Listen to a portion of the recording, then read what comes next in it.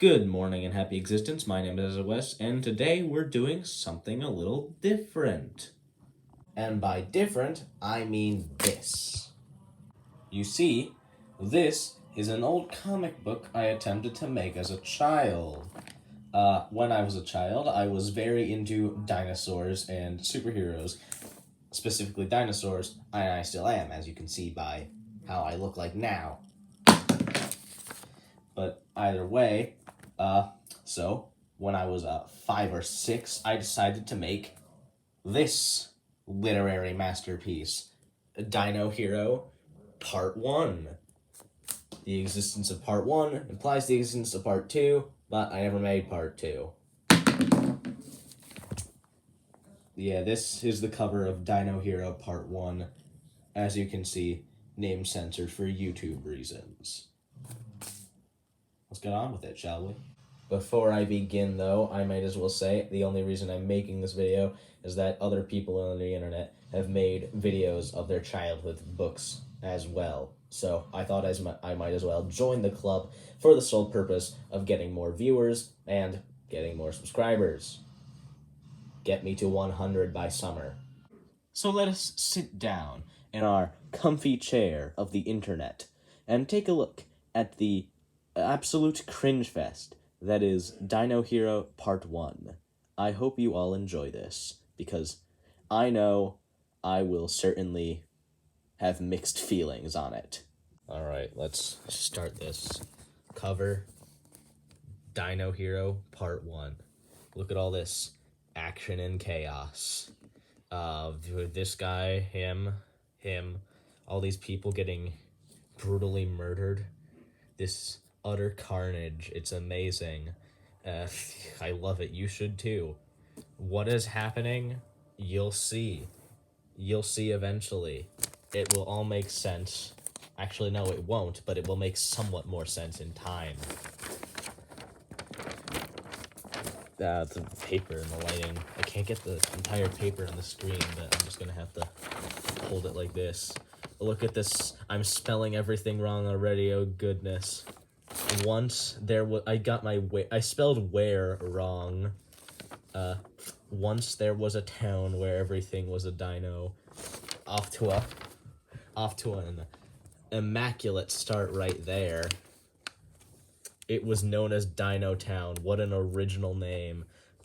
But it was attacked by monsters one day. Many dinos were hurt, but a hero arrived. Ooh, foreshadowing. Literary elements. Can you tell the deep themes of this amazing story? Quick side note, the name Monters for the antagonists was not actually a spelling mistake. That was actually an intentional choice by me as a play on the word monster.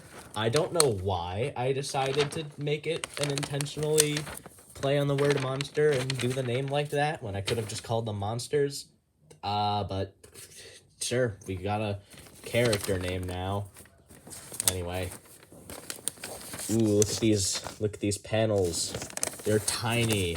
They're so tiny. I'm gonna have to hold them up to the camera and get them all crunchy. Look, that is a dinosaur. That is the Monters. And they're all, look, the dinosaur is dying horribly. But that's the hero. He's here. Compy hero. Okay, I'm gonna need to give a little bit of context. So, there is this dinosaur in real life known as Compsognathus. If you've watched any of the Jurassic Park movies, they're the little tiny green gremlin things that nibble your toes when they're alone, but if there's a bunch of them, they'll skin you alive.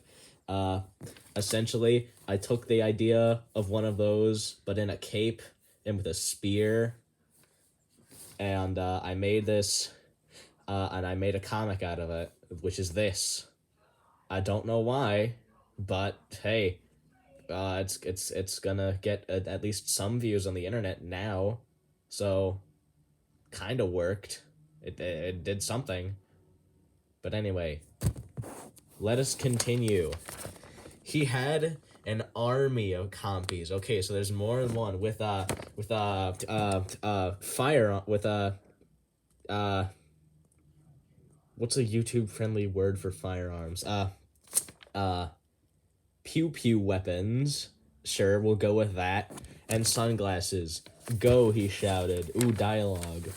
Look at this amazing action shot. That's him right there with the hat thing. He's got a little spear thing. Go, he is shouting. A weird car that shoots lasers. That's interesting. Why do they have antennaes on their head? Are they being like mind controlled or something? Plot twist: Compy was actually the villain the whole time. Anyway, for some reason, the corresponding panels that go with each page go on the back of each text page. So, that's hard to read, but whatever. One Compy had a you can't read that, but it says but it's a fuse weapon. It's a fuse weapon. One Compy had a fuse weapon. It could explode monsters. Okay, so there's more than one monster. Remember that for later. There's more than one monster in at least, according to at least 2 pages. Here is the page of the fuse weapon. As you can see, this thing was on the front. It's this weird looking thing that kind of looks like a skateboard ramp. It's got this Compy with a giant lever on top that I don't know what it's doing, but it's doing something. It's like igniting a fuse that's attached to the monitor, and he's dying. I guess. I don't know. I don't know the weakness of these green sludge creatures that I created when I was 5. Don't question it.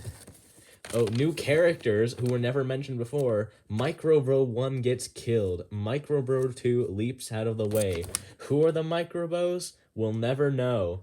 For context, the name Microbro comes from their dinosaur species Microraptor, since they are Microraptors. Next page. Behold the dialogue. Microbro 1 is getting killed by a monster with his giant electricity pew pew weapon. As you can tell, he is a Microraptor by the raptor claw on his foot right there and the wings, because that is a Microraptor. Such perfect anatomy. Look at this. This is beautiful, right? Such amazing anatomy. This is a trip. Compy hero stabs Monter. Monter without the S. That implies that, so there was more than one Monter at the beginning of the story, but now there's only one. Monter was finally dead. That implies there was only one Monter. But weren't there others? What happened to the others? Was Monter singular, the leader of the Monters plural? Literary consistency, child me. What's up with that? Let's go. Look at him. Compy hero, despite being the protagonist and namesake of the story, was only in like a few panels, and Monter's dead now. Look at him. Look at this weird sludge boyo, because he's canonically made of green slime. All the dinos cheered. Look at this horrible spelling, and called him Supernathus, because it's Compsognathus, Supernathus, obviously. So you see, literary naming, it's amazing. I know, right? And he gets a car too, the Compy Mobile. Why don't I have a car? Oh right, I'm underage. Never mind. Look at this immaculate shot. He's got his cape now and his weird car thing that looks more like a weird jetpack shaped like a dinosaur or a fish thing. It's terrifying. I would not want to see that coming at me on the street. The end. Nothing on the back, just lines. That was quite the amazing story, didn't you think? Well, that's it. There's nothing else. I mean, it's not like in the 6th grade I would attempt to make a reboot of this horrendous literary masterpiece. And attempt to make a reboot of it and attempt to add lore and never finish it. I mean, no, that would never happen. I made a reboot. Behold, Compy, issue number 1, SOS Comics. As you can see, I started using the SOS branding now. Behold this front issue that is a floating head poster. Like, you know, all the cool movies do nowadays. Yeah. let us behold what is on the first page. And look at that, we've already got a decent higher quality, better drawings, more lore. Let's read this. Copy issue number 1. The illegal trade. Ooh, market scandals. I love the market scandals. Sinoceropteryx Force, S-Force. I think that might be a play on G-Force from Godzilla, but I don't know. A Secret Service type government organization. So the dinosaur planet has their own government. Got it. Tasked with hunting down criminals is after a smuggler who specializes in paint, pottery, and artifact, an illegal paint, pottery, and artifact trade. The target had taken out 3 S-Force police officers on his way to the destination. Thus, look at this immaculate use of language. Thus, S-Force was able to send out their best agent to take care of the target. Cambrian Town, 0400 hours. Yes, Cambrian Town. Another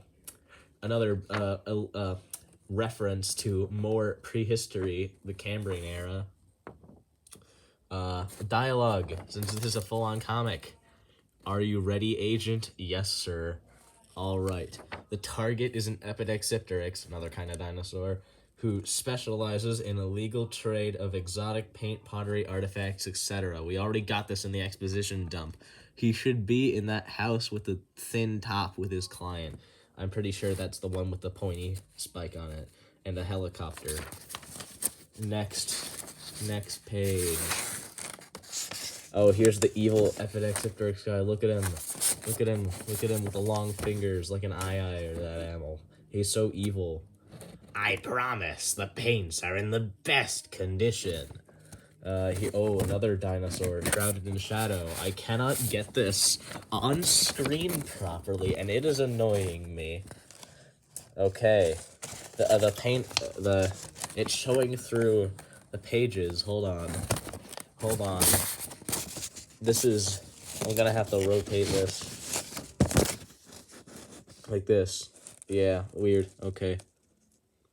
They better be, or the next place he'll end up in is the chopper's rotary blades. Who is that, another seller? No, there shouldn't be anyone else but me and... Oh, look at this. Oh no, obligatory reference. It's the guy. Oh, crap. Look at this. Shock. Horror. He's getting punched. That's Compy right there. He doesn't have the fancy gear yet. You can tell I got better at drawing, but still, it's a bit, his design's a bit bland. He's getting punched in the face.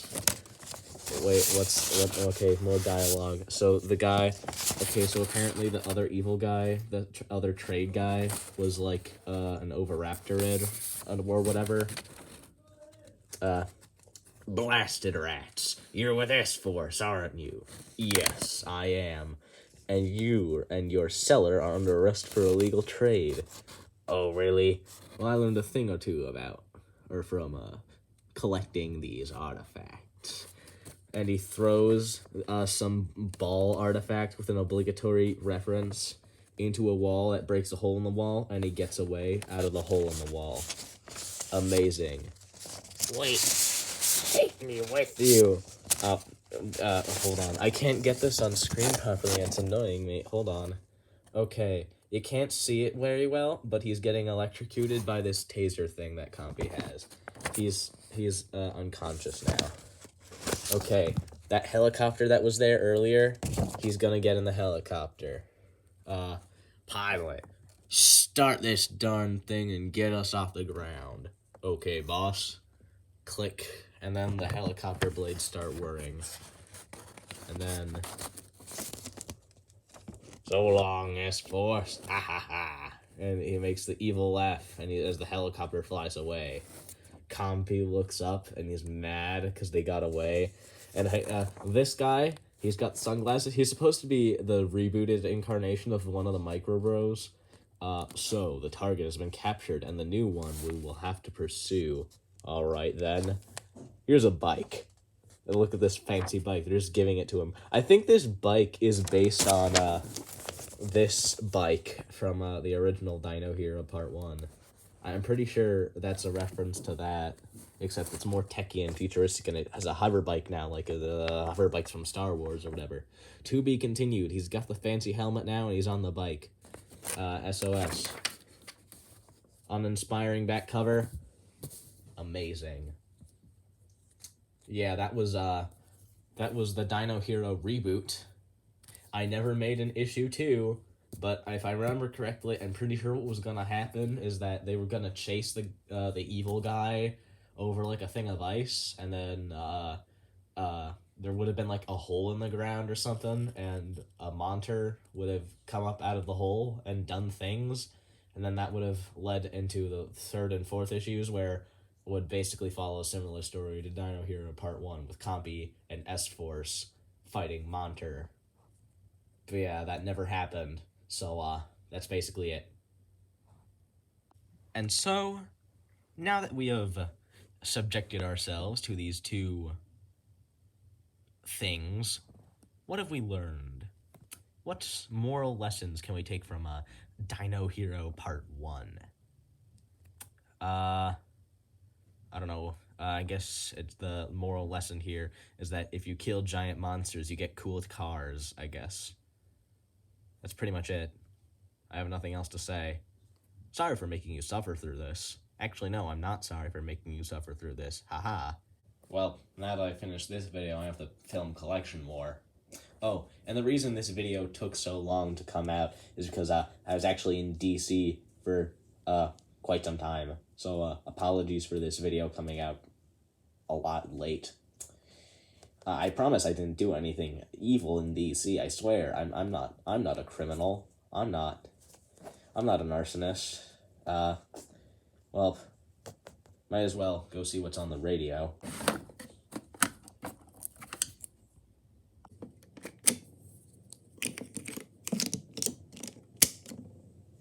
Just gonna turn the channel, and there we go. The news. Breaking news! The Capitol is on fire! Local witnesses say that a pink dinosaur was behind the whole thing.